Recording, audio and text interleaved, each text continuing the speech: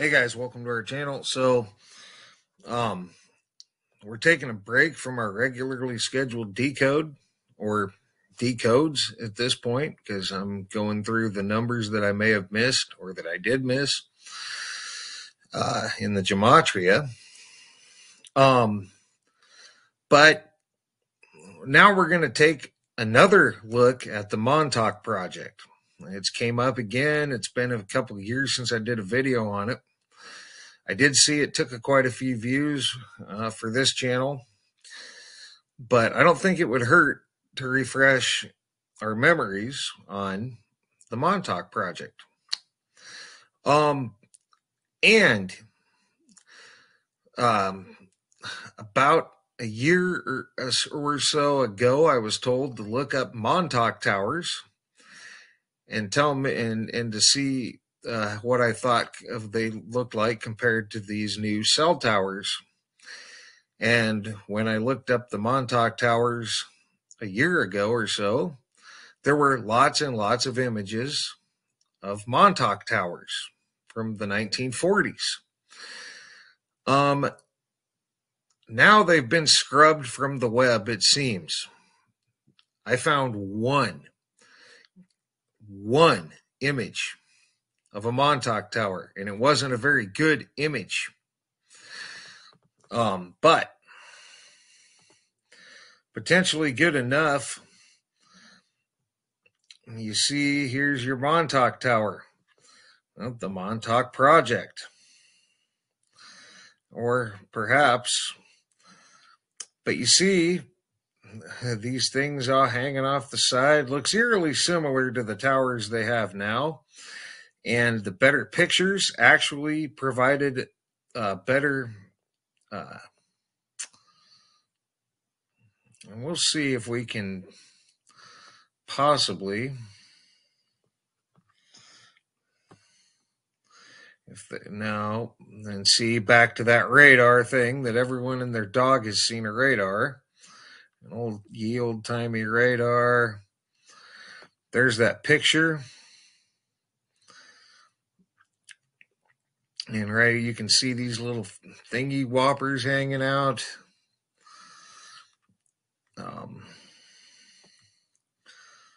And I might want to reduce I was trying to blow it up. There's that radar again. But yeah, pretty much scrubbed. And then I don't know what some of this stuff even has to do with the Montauk Project. But I'll go back to this image.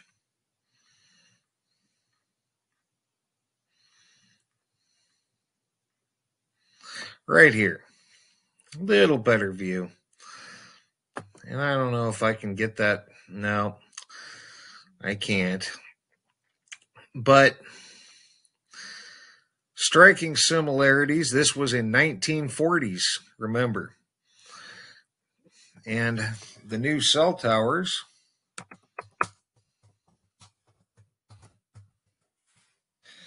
I'm not looking for near me images.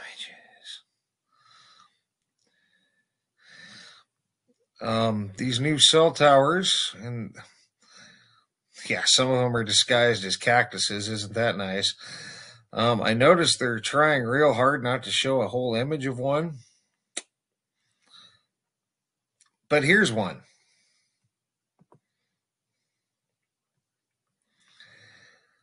So look at this compared to this. And this was in the 1940s, and this was a Montauk Tower. And this is the new so-called cell towers with these doohickeys on top, obviously. Some of them disguised like a cactus. We saw some disguised like a tree on our way through Idaho. But very similar. Oh, here's one disguised as a palm tree. Why not?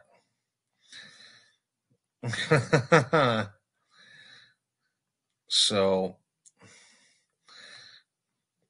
yeah, these towers are eerily similar. Now, so on the Montauk Project, this first paragraph talks about a book. So we'll start on this second paragraph. The origins of the Montauk Project dates back to 1943 when radar invisibility was being researched aboard the USS Eldridge. As the Eldridge was stationed at the Philadelphia Naval Yard, the events concerning the ship have commonly been referred to as the Philadelphia Experiment. The objective of this experiment was to make the ship undetectable to radar. And while that was achieved, there was a totally unexpected and drastic side effect. The ship became invisible to the naked eye and was removed from space, or from time and space as we know it. Although this was a remarkable breakthrough in terms of technology, This was a breakthrough. Sound familiar? In terms of technology, it was a catastrophe to the people involved. Does that sound like anything familiar? A breakthrough to them that's a catastrophe for everybody involved.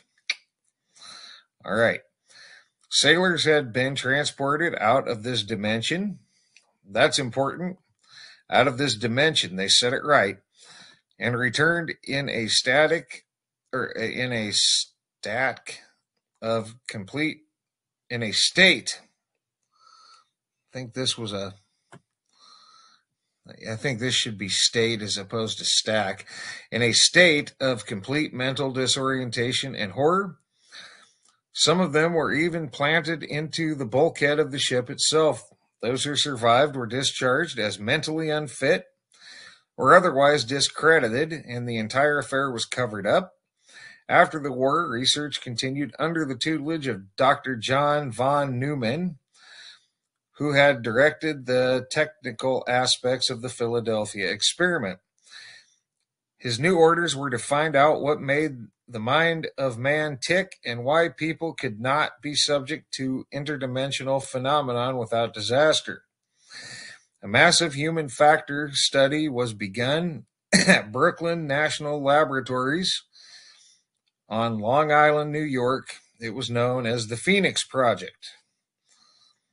All right, so we're going to get down here. Von Neumann was not only the inventor of the modern computer and a mathematical genius in his own right, he was able to draw on the enormous resources of the military industrial complex, which included the vast database of Nazi psychological research that the Allies had acquired after World War II.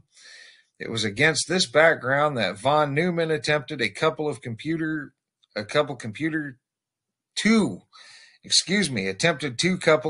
technology with sophisticated radio equipment in an attempt to link people's minds with their machines.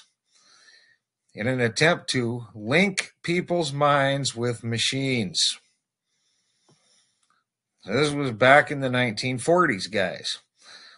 Over time, his efforts were quite successful. After years of empirical experiments, human thoughts could eventually be received by esoteric crystal radio receivers and relayed into a computer, which could store the thoughts in terms of information bits. This thought pattern could in turn be displayed on a computer screen and printed out on a piece of paper. These principles were developed and the techniques were enhanced until a virtual mind reading machine was constructed. At the same time, technology was developed so that a psychic could think a thought that could be transmitted out a computer and potentially affect the mind of another human being. Ultimately, the Phoenix Project obtained a superior understanding of how the mind functions and achieves the sinister potential for mind control.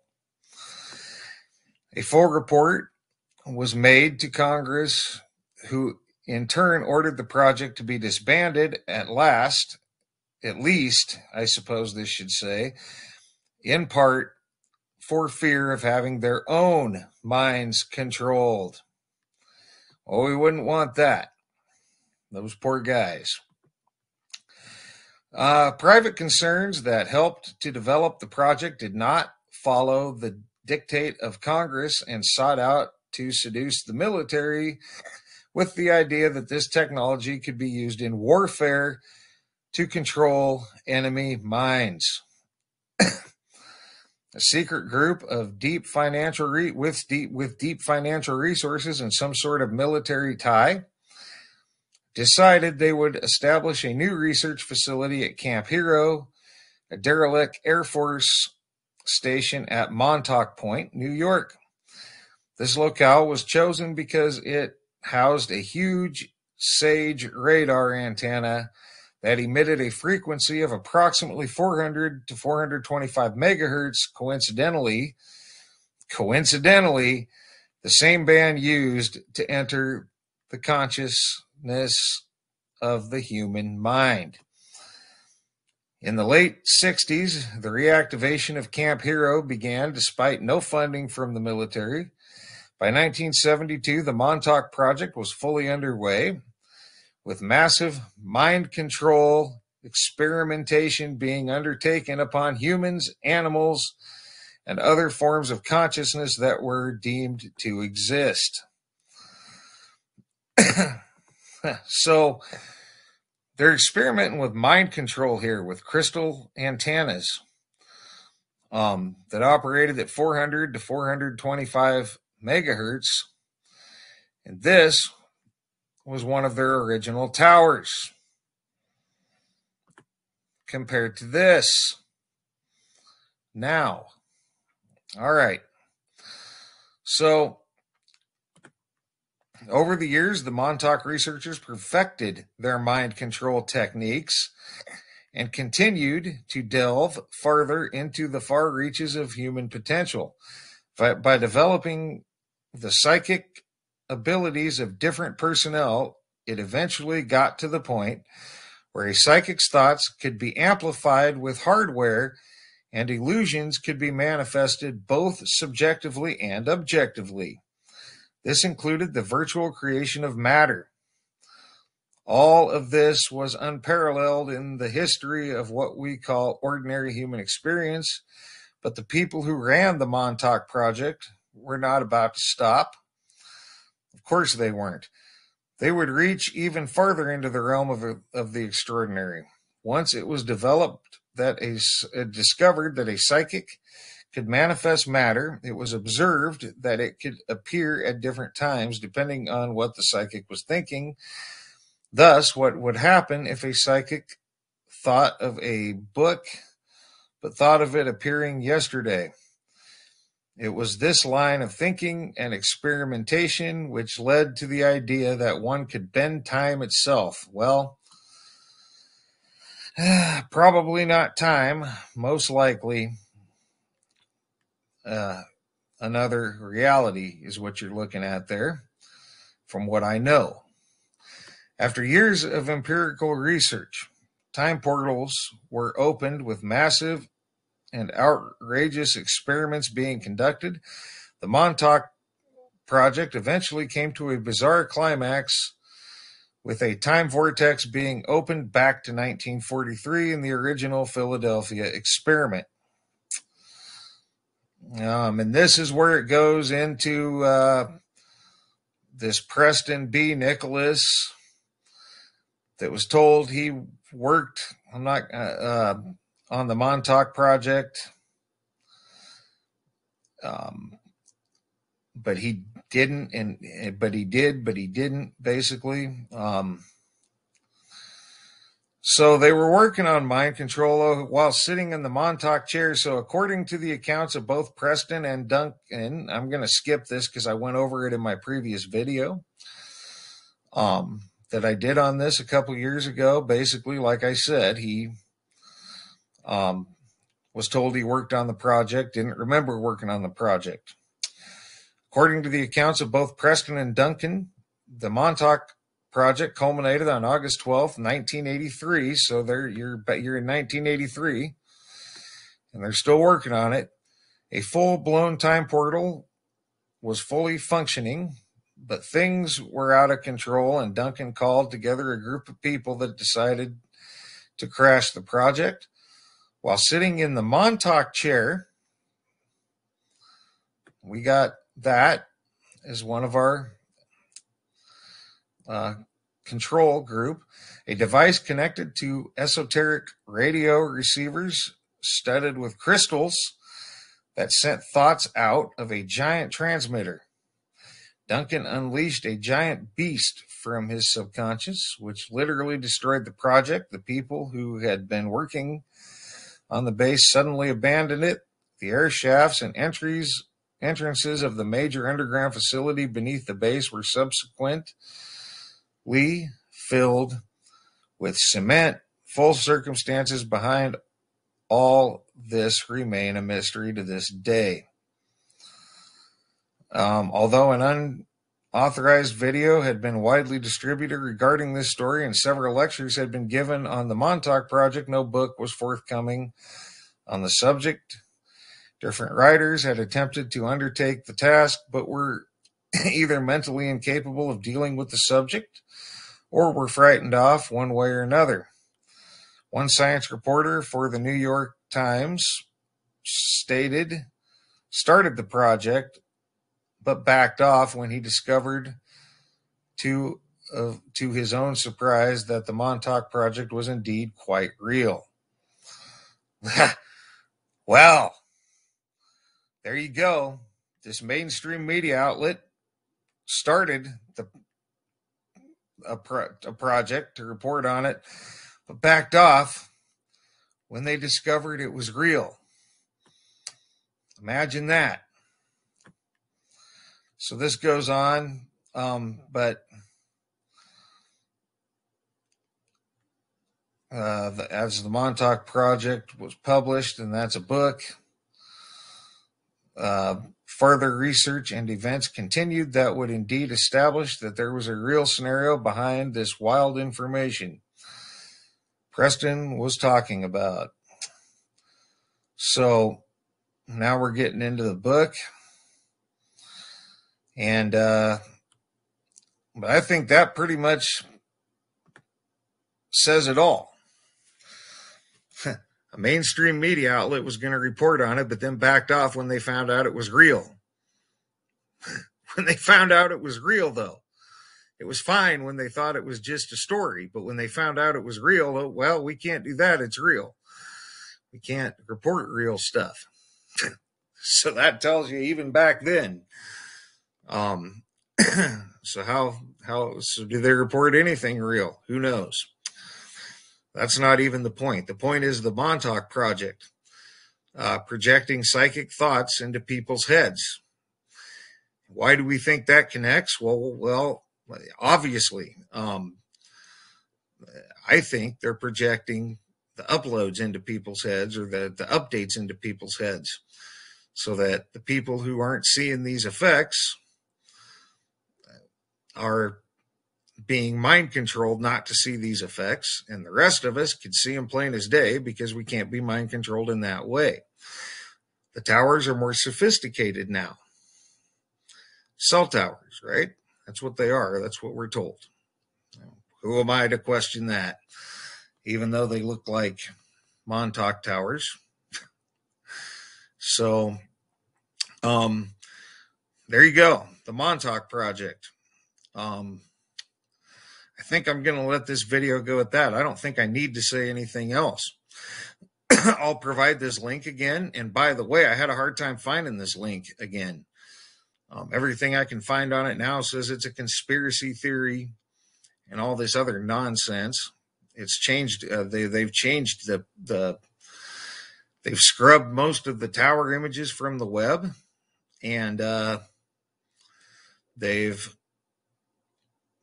scrubbed stuff like this or put it far down the list where I had to go back and look at my original video to find this link. Everything else is just a conspiracy theory. Well, imagine that. Why wouldn't it be? But that's the Montauk Project in a nutshell. Mind control. And we added mind control to our control group for our gematria decodes. So for now, guys, thanks for all your thumbs up, thumbs down when appropriate. Thanks for all your comments, leads, feedback, and subscriptions. And thanks for watching, guys. And for now, you guys have a great rest of your day.